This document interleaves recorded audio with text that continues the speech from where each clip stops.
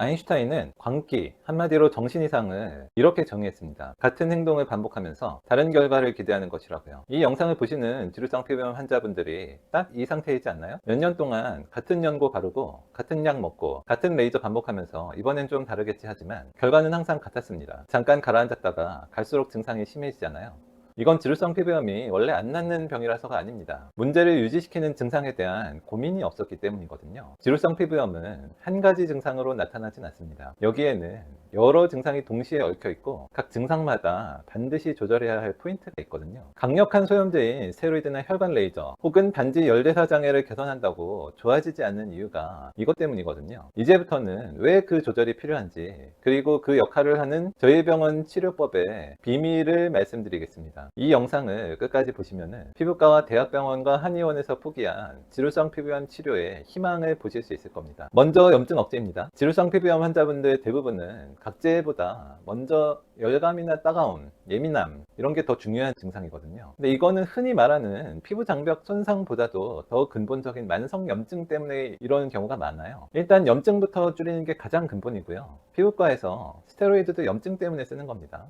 물론 저는 스테로이드 없이 염증 억제를 시키는데 이게 제 뇌피셜이 아니고요. 항염증 작용이 있는 한약재나 천연물이 논문으로도 굉장히 많이 보고가 되어 있기 때문에 피부 염증 반응을 낮추고 자극에 대한 과민 반응을 완화하는데 이런 약물들을 쓰는 거예요. 지금 영상으로 저희 이 논문들 많아서 일일이 다는 아니지만 쭉 소개를 해드리는데 이것들 중에서 가장 경험적으로 효과적인 약물을 자연수액이나 저희 병원 약물에 쓰는 겁니다. 둘째로 말라세지아 등 미생물 감염이 억제입니다. 지루성 피부염에서 말라세지아의 연관성 중요한 원인 후보 중에 하나잖아요. 그 외에도 스테로이드나 엘리델이나 이런 피부과 치료의 부작용으로 면역이 떨어진 증상이 생기기 때문에 다양한 미생물 감염으로 인한 증상이 많이 발생하거든요. 그래서 말라세지아 등 미생물 감염 억제에 관여하는 이런 대표적인 한약재들이 이렇게 쭉 있거든요. 이런 다양한 약물들이 있기 때문에. 근데 이런 약물들은 말라세지아나 포도상구균이나 여드름균, 모낭 진드기 이런 미생물 등의 강력한 억제 작용이 있어서 피부 자극 없이 감염증을 줄이는 역할을 하는 거거든요. 이런 약물들 중에서도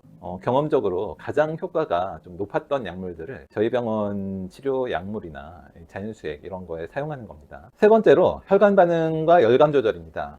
지루성 피부염이 오래되면은 스테로이드나 이소티논, 엘리델 이런 약물 부작용뿐만 아니라 이런 만성적인 염증 그 자체로도 혈관 확장이 진행되는 경우가 많거든요. 이 상태에서는 이제 무리한 혈관 레이저를 하면 효과가 떨어지거나 오히려 증상이 악화될 수가 있습니다.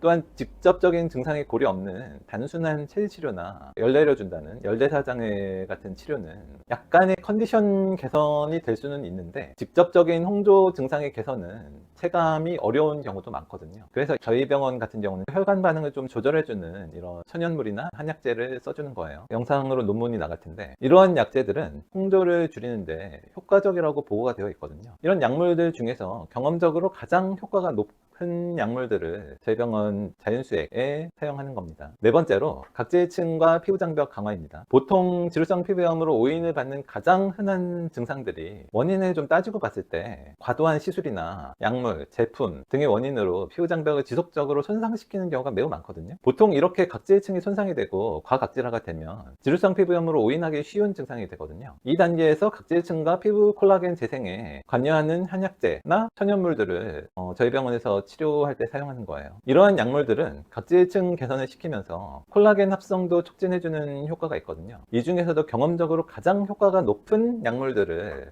자연수액과 저희 병원 먹는 약 등에 활용을 하는 겁니다. 정리하면요, 피부과나 대학병원이나 한의원에서 안 낫는 지루성 피부염의 특징은 단순히 항균 작용으로도 낫지 않고, 이러면은 항생제 써서 나아야겠죠. 염증만 줄여도 안 되고, 염증만 줄여서 나을 거면은 스테로이드 같은 소염제 써서 나았어야죠. 홍조만 가라앉혀도 좀 약해요. 이러면은 혈관 레이저 해서 완치가 돼야 되거든요. 감염이나 염증이나 혈관, 그리고 피부 장벽이나 이제 피부 재생, 이런 효과들이 종합적으로 좀 조절되지 않으면은 항생제나 스테로이드나 레이저로 낫지 않는 지루성 피부염이 확실하게 개선되기가 좀 어려워요. 그래서 같은 치료를 반복하면서 다른 결과를 기대하면 실망하게 되는 거거든요. 마지막으로 오늘 말씀드린 이런 한약재나 오늘 영상으로 보여드린 약물들, 이런 것들은 열 내리는 의미에서 쓰는 게 아니라는 걸 다시 한번 말씀드리고요. 개별적 증상을 중에 각각 다른 기전으로 효과적이기 때문에 쓰는 거예요. 물론 저 약물들 중에서 열 내리는 효과가 있는 약물들도 있는데 그것 때문에 쓰는 것은 아니라는 걸 다시 한번 정확하게 말씀을 드리는 겁니다. 지루성 피부염이 절대 안 나왔던 분들 중에서 좀 이런 종합적인 접근을 해보고 싶으신 분들은